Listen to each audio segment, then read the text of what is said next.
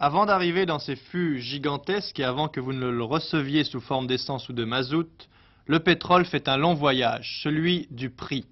Prenons par exemple au sein des pays producteurs du golfe Persique le cas du Qatar, petit émirat de 80 000 habitants. En octobre, le prix du pétrole affiché y était de 27 francs environ pour un baril de 160 litres.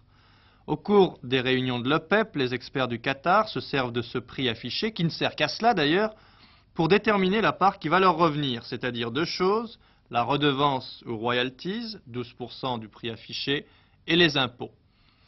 Donc, sur 27 francs de prix affiché, le pays producteur encaisse 3 francs 25 de redevance et environ 13 francs 50 d'impôts. C'est cette somme qui vient de doubler puisqu'elle passe à 33 francs au moins dès le 1er janvier.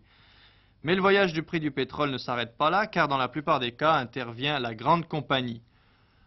En reprenant l'exemple de tout à l'heure, 27 francs par baril, la première dépense, c'est le prix de revient de l'extraction, à peine 50 centimes, cela ne compte pratiquement pas. La part du pays producteur, 17 francs, nous l'avons vu, puis le bénéfice de la grande compagnie, très difficile à chiffrer car il dépend de tellement de facteurs, notamment de ce que demande le producteur. Reste le prix du transport. Pour un pétrole venant du golfe Persique, les grandes compagnies comptent environ 5 francs par baril. Le vrai prix du pétrole, c'est tout cela, mis bout à bout. Si en octobre notre baril valait 27 francs et 45 en novembre, ce même baril était passé à 80 francs au cours d'une vente aux enchères en Iran.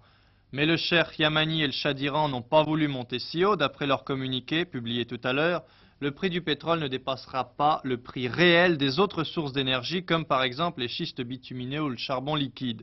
Mais quel que soit ce prix, il nous faudra quand même trouver l'argent.